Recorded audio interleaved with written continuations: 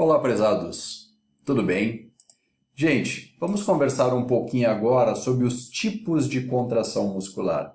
O primeiro tipo de contração muscular que nós precisamos levar em consideração é justamente a contração concêntrica.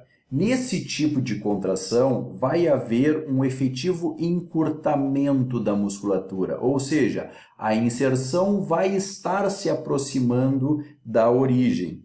Então, neste caso, nós passamos a chamar de uma dinâmica positiva ou uma contração justamente de encurtamento. A segunda forma de contração é a contração excêntrica. O que vai estar acontecendo? A musculatura vai estar em contração, porém ela vai estar alongando, ou seja, a inserção vai se distanciando da sua origem. E aqui nós também podemos chamar de dinâmica negativa ou de alongamento. E o terceiro tipo de contração que nós temos é justamente a contração isométrica. Neste caso, o que vai acontecer? Vai haver contração da musculatura, vai haver produção de força, mas não existe uma alteração macroscópica do ângulo da articulação. Também podemos chamar esse tipo de contração de estática. E funcionalmente, a gente pode utilizar essas contrações para estabilizar as articulações. Sempre depois de atividades intensas, nós podemos apresentar dor muscular tardia. Da onde vêm essas dores? Geralmente ela vem associada às contrações excêntricas. Elas vão ocorrer de 24 a 48 horas após o exercício. E o que são? O que gera essa dor muscular tardia? São justamente minúsculas lacerações no tecido muscular, ou seja, são danos que ocorrem nos componentes contráteis da nossa musculatura. E quem é o componente contrátil? É justamente o sarcômero. Quando isto ocorre, nós passamos a ter aumentos na concentração sanguínea de creatinoquinase, mioglobulina e troponina 1. A creatinoquinase, ela é um marcador enzimático. Por quê? Porque ela é uma enzima que faz a degradação da creatinofosfato em creatina e fosfato. E onde ela está localizada? Dentro da musculatura. Então, se nós começamos a encontrar mais a creatinoquinase no sangue, quer dizer que houve rompimento dessa nossa musculatura. A troponina I está vinculada lá atrás, que nós vimos a contração muscular. Lembra que o complexo troponina tem a troponina I, a troponina T e a troponina C. Ou seja, também é uma estrutura que está dentro da musculatura. E se isto começa a ser encontrado no sangue, também quer dizer que nós estamos tendo um rompimento muscular, tá? Ainda, toda vez que houver uma alteração, uma laceração do nosso tecido, vai haver modificações oncóticas, porque vai haver uma inflamação da região, fazendo com que haja uma retenção de líquidos nos tecidos circulantes.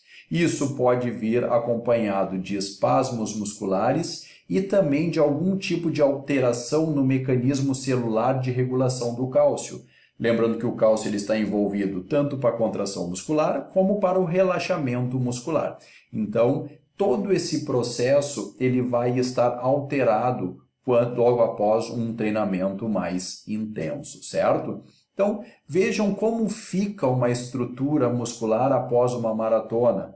Vejam como que o nosso sarcolema fica destruído após um processo intenso de movimentação corporal. Isso aqui, então, precisa ser reestruturado para que o nosso corpo possa voltar à funcionalidade normal. Vejam só como também a creatinoquinase ela passa a ser extremamente liberada, encontrada no sangue após um processo muscular intenso. E geralmente isso está envolvido com um treinamento excêntrico, porque o treinamento excêntrico ele acaba influenciando também o tecido conectivo, o que gera um aumento da capacidade de produção de força, o que faz com que aquelas estruturas contráteis passam a se romper mais facilmente, ok? Ainda, nós podemos falar um pouquinho sobre hipertrofia e hiperplasia. Ainda não está bem determinado a questão da hiperplasia muscular, mas para que haja hiperplasia, ou seja, para que haja o aumento do número de células musculares, anteriormente é necessário que haja hipertrofia, ou seja, a hiperplasia é uma prerrogativa da hipertrofia, tá? Quando a gente pensa um pouquinho nas adaptações ao treinamento, vejam que interessante. Nós aqui temos a linha preta, ela é o aumento da produção de força. Essa linha preta, ela mostra que mesmo sem um processo hipertrófico, vejam aqui que até em torno de 3 meses após o início do treinamento, não tem aumento hipertrófico da musculatura. Mas mesmo assim, está havendo um aumento da produção de força. Isso aqui está envolvido com o quê? Está envolvido justamente com as adaptações neurais. Vejam que eu estou aumentando a capacidade de produção de força porque eu estou aumentando as minhas adaptações neurais. E quais são as adaptações neurais? Da onde isso vem? Vem justamente de uma reorganização das estimulações às unidades motoras que nós vimos anteriormente. Esta reorganização das unidades motoras, elas têm um limite, elas vão ali mais ou menos entre 8 a 10 meses após o início do treinamento. E esse aumento maior da produção de força, ela vai estar envolvida com essa continuação das adaptações neurais e já com um aumento aqui importante da hipertrofia muscular. Mas a hipertrofia muscular tem limite, ou seja, nós temos um platô aqui de hipertrofia muscular. Isto vai gerar, juntamente com as adaptações neurais, um platô na produção de força. Para alterar esse processo, somente utilizando algum tipo de esteroide anabólico, tá?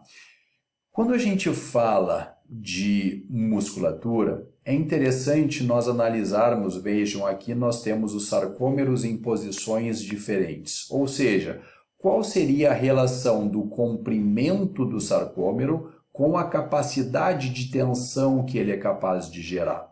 Nesse sentido, vejam essa imagem aqui. Quando a musculatura, vamos pensar agora no bíceps braquial, tá? Essa musculatura está mais alongada, quer dizer que o nosso sarcômero está mais alongado. Então, quando o músculo está nesta posição, quer dizer que a capacidade de tensão gerada é baixa. Conforme nós vamos fazendo a flexão do braço, chega um ponto em que a nossa musculatura, o nosso sarcômero, está numa posição ótima. O que seria essa posição ótima? Seria um ponto em que todas as cabeças de miosina são capazes de fazer ligação com a actina. Quando eu estou nesta posição de musculatura, o que eu tenho? Uma capacidade de produção de tensão máxima. Mas conforme eu vou ainda flexionando o braço, vai chegar a um ponto que inclusive meus filamentos de actina passam a ficar sobrepostos, o que vai gerar uma menor capacidade de conexão das cabeças de miosina em relação a essa actina. E o que isso vai gerar? De novo, uma diminuição da capacidade de produção de força desta musculatura. Uma outra relação importante é a relação força-velocidade. Vejam, quanto menor for a minha velocidade, maior vai ser a minha capacidade de produção de força. Porém, quanto maior for a minha velocidade, menor é a minha capacidade de produção de força. Por isso que quando a gente carrega coisas muito pesadas, geralmente a gente faz movimentos mais lentos, justamente porque eu vou ter muita carga, muita produção de força, consequentemente eu não consigo ter grandes velocidades. O contrário é verdadeiro. Se eu estiver carregando uma carga pequenininha, eu consigo fazer movimentos bem rápidos com ela. Por quê? Porque eu estou com carga pequena, eu posso ter mais velocidade de movimentação, tá? Bom, o que acontece com o nosso corpo conforme nós vamos envelhecendo? nós vamos ter uma alteração da proporção das tipos de fibras musculares. Isto aqui está publicado neste artigo e diz o seguinte: conforme nós envelhecemos, nós vamos diminuindo a quantidade de fibras do tipo 2. Quem são as fibras do tipo 2? Justamente aquelas fibras de contração rápida. Desta forma, a proporção corporal do número de fibras do tipo 2 em relação a fibras do tipo 1 acaba se modificando.